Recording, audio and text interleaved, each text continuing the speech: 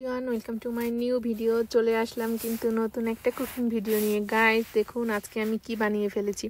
তো আজকে কিন্তু আমি বাসায় ব্রেড বানাচ্ছি এবং ব্রেডগুলো দেখুন কতটা সুন্দর হয়েছে। তো ব্রেড বানানোর জন্য প্রথমে কিন্তু আমি একটু মিল্ক গরম করে নিয়েছিলাম এবং তার মধ্যে ইস্ট দিয়ে রেখেছিলাম, প্রায় হাফ অ্যান আওয়ারের মতো রেখে দিয়েছিলাম ইস্টটাকে মিল্কের মধ্যে ভিজিয়ে। দেন এর মধ্যে আমি কিন্তু ফ্লাওয়ার নিয়ে নিচ্ছি এবং অনেকগুলো ফ্লাওয়ারই নিব, কারণ আজকে আমি অনেকগুলো ব্রেড বানাবো এবং ব্রেড কিন্তু খেতে কিন্তু খুবই মজা হবে। গাইস আপনারা এই রেসিপিটা ফলো করে আজকেই কিন্তু বাসায় ব্রেড বানিয়ে ফেলতে পারবেন। এখন আর ব্রেড কিনে খেতে হবে না, আমার রেসিপিটা ফলো করুন, বাসায় তৈরি করে ফেলুন মজার মজার মজার মজার ব্রেড। তো ব্রেড বানানোর জন্য মেইন পার্ট হচ্ছে এইখানে ময়দা গাইস, এটাকে কিন্তু ইচ্ছা মতো পেটে দিতে হবে। তো যার উপরে রাগ আছে সবার কথা মনে করুন, যার যার উপরে আপনাদের প্রচণ্ড রাগ তাদের নাম মনে করে এখানে পেটাইতে থাকুন। যত বেশি পেটাই করবেন তত বেশি ব্রেডটা কিন্তু ভালো হবে। তো আমি অনেকটা সময় পেটাপেটি করলাম, এখন আমার হাত ব্যথা হয়ে গেছে, আমার পক্ষে আর সম্ভব না। সো এবার আমি এটাকে ছোট ছোট পিস করে নিব। তো অনেকগুলো পিস করে নিলাম, অনেকগুলো পিসে হবে কারণ আজকে আমি অনেকগুলো আটা নিয়েছিলাম এবং সবগুলো দিয়ে কিন্তু আজকে অনেকগুলো ব্রেড হয়ে যাবে। তো আমি ব্রেড বানানোর জন্য কিন্তু অলরেডি শুরু করে দিয়েছি। আমি আজকে 3 ধরনের ব্রেড বানাবো।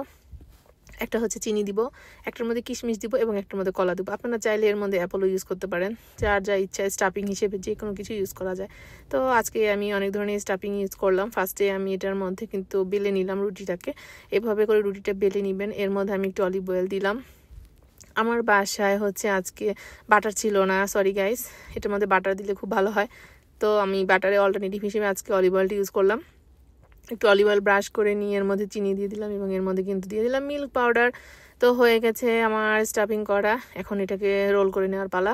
তো রোল করে একটা নর্মাল একটা শেপ দিয়ে দিব ব্রেডের মতো করে। গাইস আপনারা যেভাবে ইচ্ছা একটা শেপ দিয়ে দিতে পারেন। তো আমি এভাবে আজকে একটা শেপ দিলাম, দেখতে কিন্তু ভালোই হয়েছে। ট্রাই করছিলাম একটা শেপ বানানোর জন্য, বিভিন্নভাবে ট্রাই করে করে দেখলাম যে এটাই ভালো লাগে। তো এই শেপটা আমি কিন্তু দিয়ে দিলাম। এরপরে আমি কিছু কলা ইউজ করলাম, কলা ইউজ করে ব্রেডের ভিতরে ইউজ করলাম, দেখি আছে কলা দিয়ে ব্রেডটা খেতে কেমন লাগে, যদি আমি কখনো ইউজ করিনি। দেন কিন্তু আমি ব্রেডের মধ্যে দিয়ে দিলাম কিশমিশ, এটা হবে কিশমিশের ফ্লেভারের ব্রেড। তো দেখা যাক 3 ধরনের ব্রেডের মধ্যে কোনটা আজকে সবচেয়ে বেশি ভালো হয়। এবং ব্রেড বানানোর শেষ, এর মধ্যে আমি এখন একটু অলিভ অয়েল আর ডিমের কুসুম ব্রাশ করে নিলাম ব্রেডের মধ্যে, কালারটা ভালো আসার জন্য। এটা অ্যাভয়েড করতে পারেন, বাট এটা দিলে কালারটা খুব সুন্দর আসে।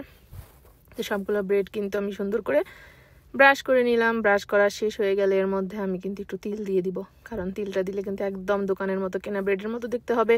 তো আপনারা কিন্তু চাইলে বাসায় আজই বানিয়ে ফেলতে পারেন এই ধরনের মজাদার ব্রেড। এটা বানানো একদমই সোজা, কোনো কঠিন কাজ না। আপনারা আজই ট্রাই করে ফেলুন, বাসায় তৈরি করে ফেলতে পারবেন মজাদার ইয়ামি ব্রেড। তো আমার কিন্তু ডেকোরেশন অলরেডি শেষ, এখন আমার বেক করতে দেওয়ার পালা। তো আমি অলরেডি কিন্তু ওভেনটাকে প্রিহিট করতে দিয়ে দিয়েছি 400 ফারেনহাইটে আমি কিন্তু আজকে প্রিহিট করব। তো আমার ওভেন কিন্তু প্রিহিট হয়ে গেছে, এখন আমি দিয়ে দিলাম বেক করতে। 15 মিনিট ব্রেক করবো। আপনার 15 মিনিট দেখুন গাইস, আমার ব্রেডগুলো কিন্তু একদম রেডি হয়ে গেছে এবং খুবই ফুলে ফ্লাপি হয়ে গিয়েছে। খেতেও কিন্তু খুব মজা হয়েছিল, সবগুলো ফ্লেভার স্টাফিংয়ের ব্রেডগুলোই খুব মজা হয়েছিল। আপনারা চাইলে এর মধ্যে ঝাল কোনো স্টাফিং দিয়েও ব্রেড বানাতে পারেন।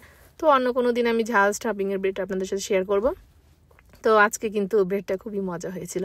তো এরকম নতুন নতুন মজার মজার রেসিপি পাওয়ার জন্য কিন্তু আমার পেজের সাথে থাকতে হবে এবং লাইক কমেন্ট শেয়ার করে প্লিজ আমাকে সাপোর্ট করতে ভুল করবেন না। তো ব্রেডগুলোকে কিন্তু এখন আমার স্টোরেজ করে রাখার পালা।